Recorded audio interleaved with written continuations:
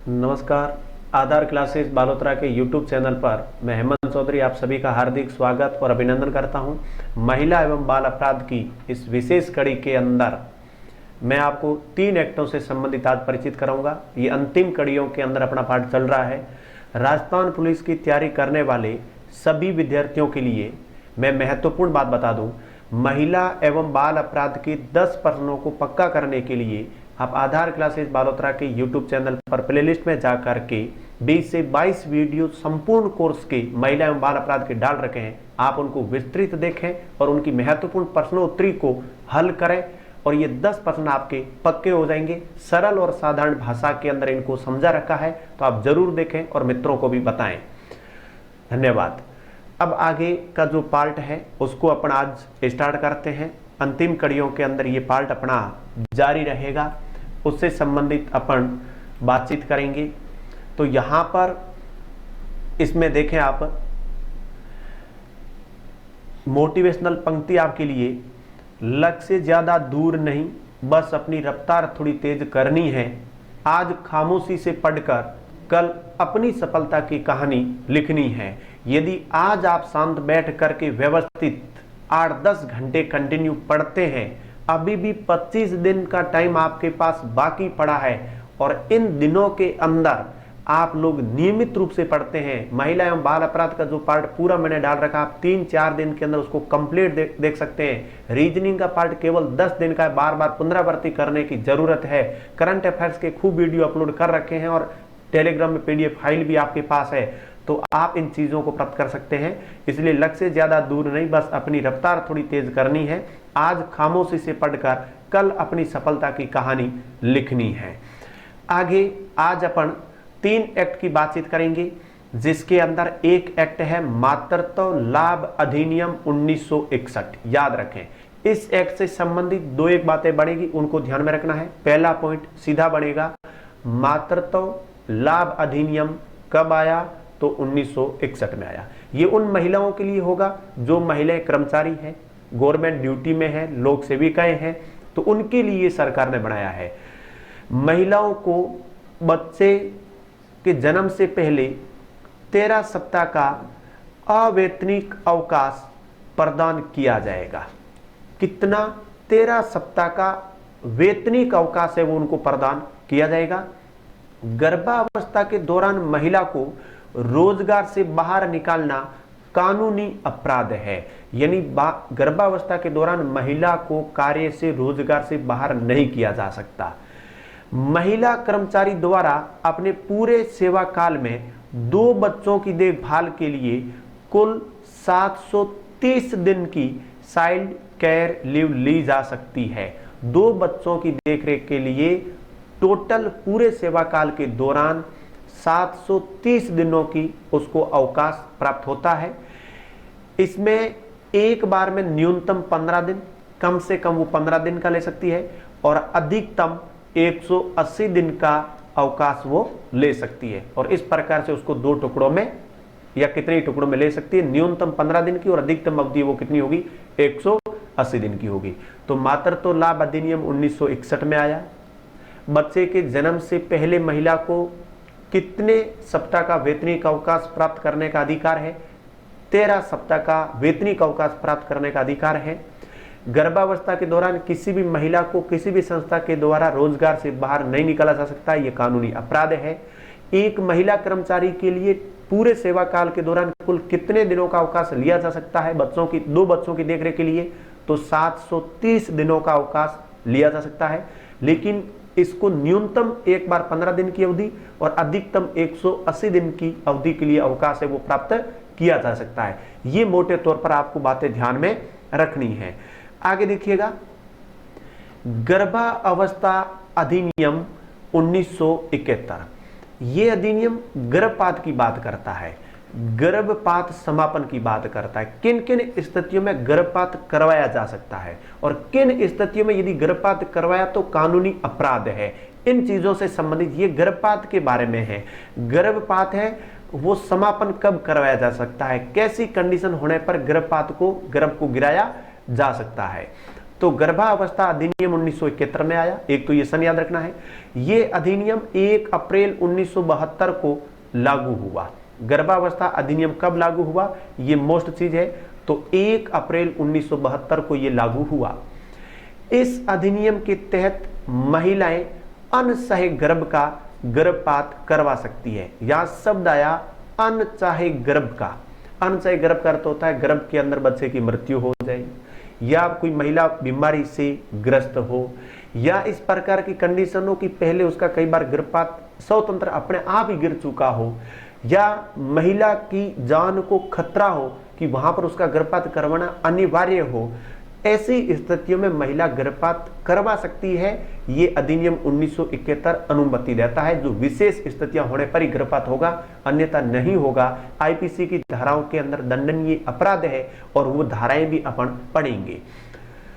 निम्न स्थितियों में गर्भपात करवाया जा सकता है। ये एक्ट किन किन स्थितियों में गर्भपात करवाने की अनुमति देता है उनको समझे। बलात्कार पीड़िता महिला या लड़की, बलात्कार से पीड़ित कोई महिला या लड़की है, बलात्कार के दौरान यदि उसका गर्भ रह गया हो तो वो गर्भ गिरा सकती है। किसी बीमारी की हालात में ऐसी महिला या उनका वंशज या खानदानी जो वंशानुगत कोई न कोई बीमारी से पीड़ित है या वो खुद पीड़ित है, ऐसी कंडीशन में वहां पर गर्भपात करवाया जा सकता है। गर्भ में बच्चे की मृत्यु हो जाए तो ऐसी कंडीशन में भी गर्भपात है वो करवाया जा सकता है। तो गर्भावस्था अधिनियम 1971 में आया। ये गर्भपात से संबंधित किन स्थितियों में करवाया जा सकता है और किन स्थितियों में नहीं करवाया जा सकता है उसकी अनुमति देता है। आगे देखिएगा इसी एक्ट के बारे में। गर्भपात की अवधि, यदि गर्भपात करवाना हो तो वो अवधि क्या रहेगी, मानवीय और चिकित्सकीय आधार पर 12 सप्ताह तक के गर्भ को समाप्त करने की अनुमति दी जा सकती है। यानी रियल में गर्भपात जरूरी है तो वो डॉक्टर और मानवीयता के आधार पर ही गर्भ समाप्त करने की अनुमति मिलती है 12 सप्ताह तक के गर्भ को। सामान्य स्थितियों में 20 सप्ताह के गर्भ को गिराने की अनुमति प्रदान की जाती है।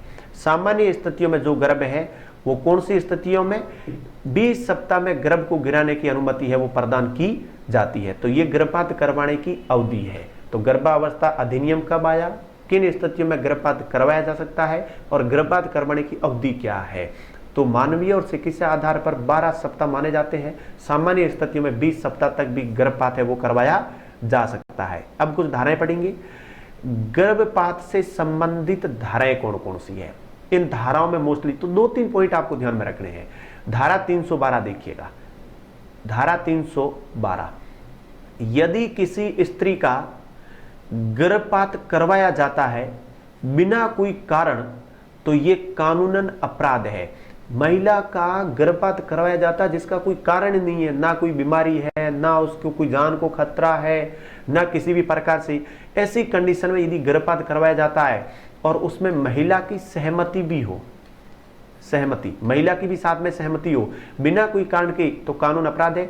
न्यूनतम सजा 3 साल की और अधिकतम जो सजा होगी वो कितनी होगी, 7 वर्ष की होगी। तो यदि किसी स्त्री का गर्भपात करवाया जाता है बिना कोई कारण तो ये कानूनन अपराध है। सजा न्यूनतम 3 वर्ष और अधिकतम कितनी होगी, 7 वर्ष की होगी। धारा 313, धारा 313 के बारे में देखिएगा। यदि महिला की बिना सहमति, अब देखो वहां तो सहमति थी, यहां पर महिला की बिना सहमति के गर्भपात करवाया जाता है तो सजा होगी 10 वर्ष की। धारा 313 कहती है कि महिला की बिना सहमति के यदि गर्भपात करवाया जाता है तो दंडनीय अपराध है। धारा 313 के तहत 10 वर्ष की सजा का प्रावधान कर रखा है।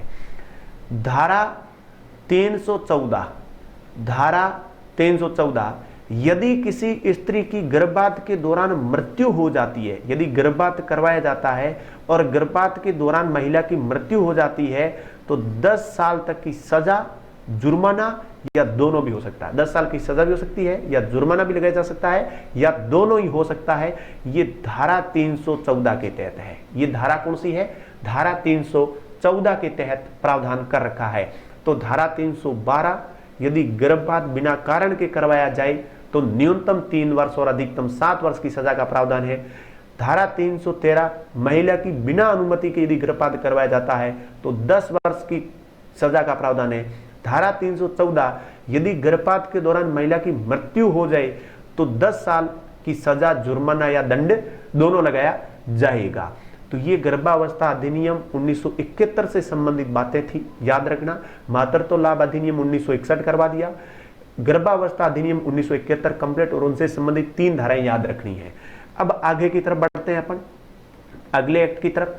अगला एक्ट है पूर्व गर्भाधान और प्रसव पूर्व तकनीक अधिनियम 1994।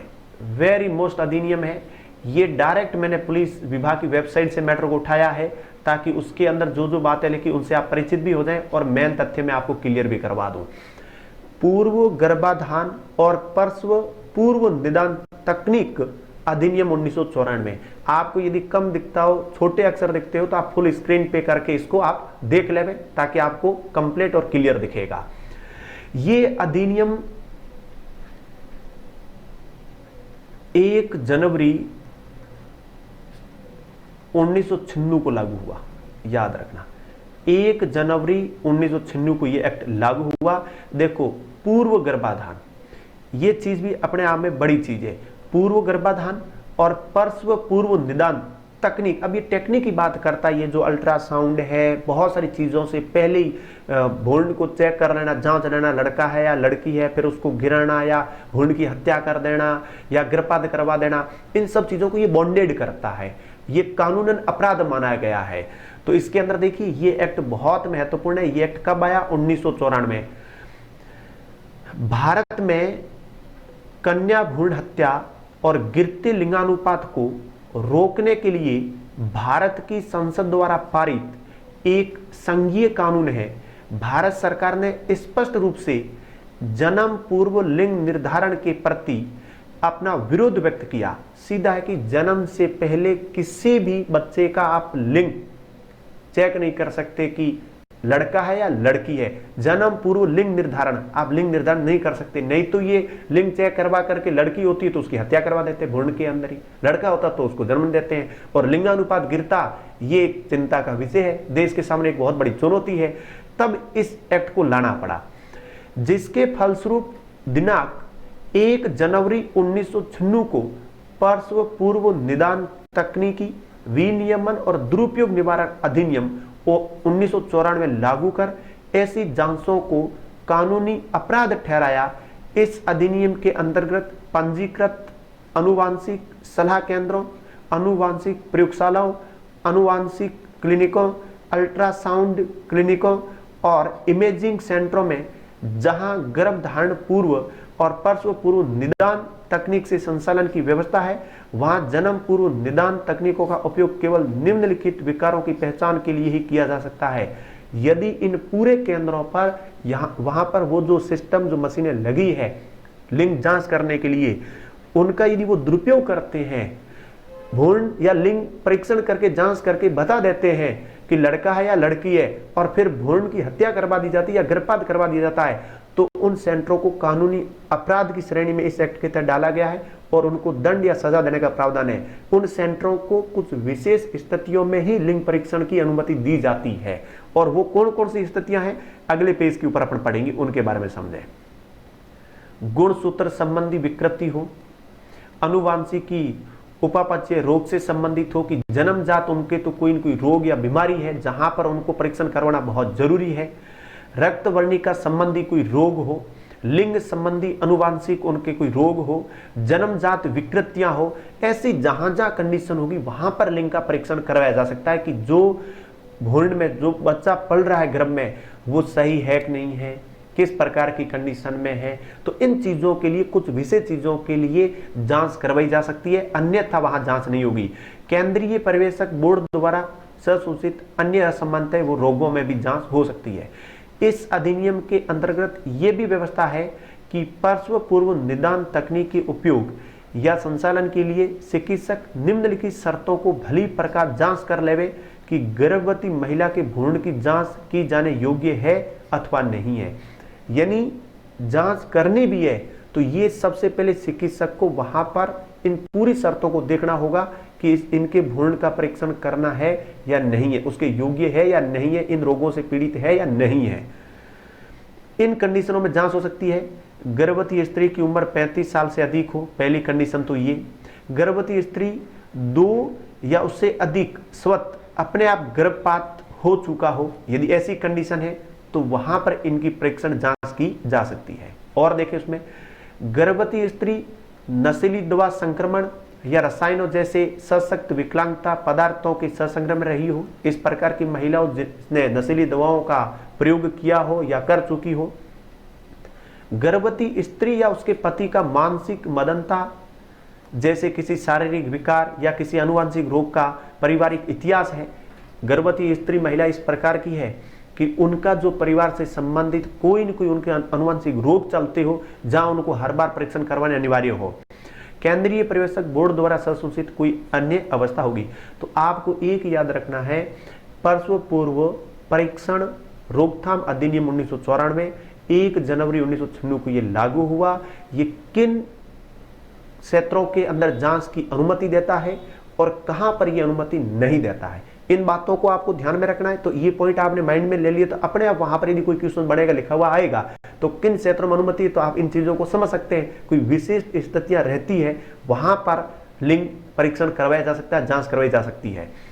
अब आगे देखिए, इसमें इस अधिनियम से प्रसव पूर्व लिंग निर्धारण पर प्रतिबंध लगा दिया गया है कि बच्चे के जन्म से पहले लिंग का निर्धारण नहीं किया जा सकता है। स्पष्ट रूप से ये एक्ट प्रतिबंध करता है एवं इसके तहत लिंग की जांच पर पाबंदी भी है।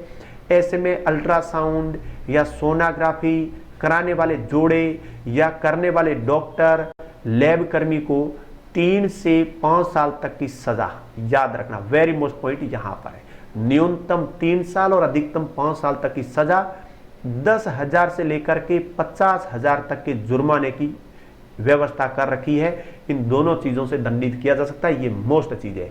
यदि कोई लिंग का परीक्षण प्रसव पूर्व बच्चे के जन्म से पहले कोई जोड़ा लिंग परीक्षण करवाता है या जो डॉक्टर ये परीक्षण करता है या कोई लैब कर्मी ये परीक्षण करता है तो ये दंडनीय अपराध है। 3 से 5 साल तक की सजा, 10,000 से 50,000 रुपये तक का जुर्माना।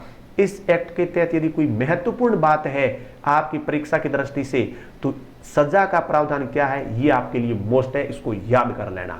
एक्ट कब आया, लागू कब हुआ, किन स्थितियों में लिंग का परीक्षण हो सकता है, इन बातों को ध्यान में रखना है। पूर्व गर्भाधान और प्रसव पूर्व निदान तकनीक अधिनियम संशोधन 1994, भारत सरकार ने उक्त अधिनियम में आवश्यक संशोधन कर दिनांक 14/2/2003 से अधिनियम का नाम गर्भाधान पूर्व और प्रसव पूर्व निदान तकनीक लिंग चयन प्रतिषेध अधिनियम 1994 कर दिया, ये इसका नाम रखा। अब इनसे संबंधित धाराएं कौन कौन सी हैं लिंग जांच से संबंधित? धारा 315, 12, 13, 14 मैंने करवा दी, जो गर्भावस्था जो गर्भ समापन से संबंधित थी धाराएं 12, 13 और 14। अभी 15, 16, 17 और 18 ये लिंग चयन से संबंधित है। धारा 315 के बारे में देखिएगा, किसी नवजात को यदि जन्म लेने से रोका जाता है तो सजा 10 वर्ष की है। रोके जाने का अर्थ होता है उसका लिंग परीक्षण करवा करके पहले उसकी हत्या कर दी जाए तो 10 साल की सजा है। धारा 316 देखिएगा, यदि किसी जीवित नवजात को मारने का अपराध किया गया है, बच्चे का जन्म हो गया है फिर उसको यदि मारा जाता है तो कानूनन अपराध है और कितनी 10 साल की सजा का प्रावधान कर रखा है धारा 316 के तहत। धारा 317, यदि किसी बच्चे को 12 वर्ष की कम आयु से पहले घर से निष्कासित कर दिया जाता है तो 3 साल की सजा है। यानी 12 वर्ष की कम आयु का बच्चा है और उसको घर से निकाल दिया जाता है, निष्कासित कर दिया जाता है, तो ऐसी कंडीशन में उन अभिभावकों को 3 साल की सजा दी जाएगी, घर से बाहर नहीं निकाला जा सकता। धारा 318, किसी भी प्रकार के मृत नवजात को खुद के पास नहीं रखा जा सकता है और ऐसा कोई करता तो सजा 2 साल की। कुछ महिलाएं हैं संतान होने पर उस संतान की मृत्यु हो जाती तो वो उसको छोड़ती नहीं है, उनका कुछ मानसिक विकराल आ जाता है, तो ऐसी कंडीशन में कहा गया कि मृत नवजात को अपने पास कोई रख नहीं सकता है, उनका दाह संस्कार ही होगा। यदि कोई रखता है तो 2 वर्ष की उसको भी सजा दी जाएगी। हर प्रकार के कानून अवेलेबल है। तो यदि कोई बच्चे को जन्म लेने से रोकता है धारा 315 के तहत 10 वर्ष की सजा, जीवित नवजात को मारता है कोई तो धारा 316 के तहत 10 साल की सजा। यदि कोई बच्चा 12 वर्ष से कम आयु का है और उससे घर से निष्कासित कर दिया जाता है तो 3 साल की सजा है। किसी भी प्रकार के मृत नवजात को यदि खुद के पास रखा जाता है तो 2 साल की सजा है। ये दंडनीय अपराध कर रखे हैं। तो आज अपन ने मातृत्व लाभ अधिनियम 1961 पढ़ा, गर्भावस्था अधिनियम 1971 पढ़ा, गर्भपात कब कब करवाया जा सकता है ये कंडीशन पढ़ी। उसके बाद अपन ने पढ़ा प्रसव पूर्व गर्भाधान निदान टेक्निक अधिनियम 1994 पढ़ा, किन स्थितियों में लिंग का परीक्षण किया जा सकता है, किन किन शर्तों पे किया जा सकता है, यदि बिना कारण यदि लिंग का परीक्षण होता है तो दंड का प्रावधान क्या है वो आपको याद रखना है। धारा 312, धारा 313, धारा 314, धारा 315, धारा 316, धारा 317 और धारा 318 आपको कंप्लीट याद करनी है। तो मुख्य जो 10-12 बातें बनती है वो आप कंप्लीट कर लेना और पूरी की पूरी बातें आपको समझ में आ गई होगी। तो आप यदि मेरे कंप्लीट ये पूरे वीडियो देखते हैं जो 20 से 22 वीडियो बने हैं 3-4 दिन के अंदर, तो महिला और बाल अपराध का कंप्लीट विस्तृत कोर्स करवा रखा है, पूरी प्रश्न उत्तरी करवा रखी है और आप ये 10 अंक है वो पक्के कर सकते हैं। केवल इनको देखना है, मनन करना है, विचार करना है और मोटे मोटे तौर पर जो जो बातें हैं वो आपको याद में रखनी है। तो आज की इस क्लास के अंदर इतना ही, कल फिर मिलते हैं, तब तक के लिए धन्यवाद।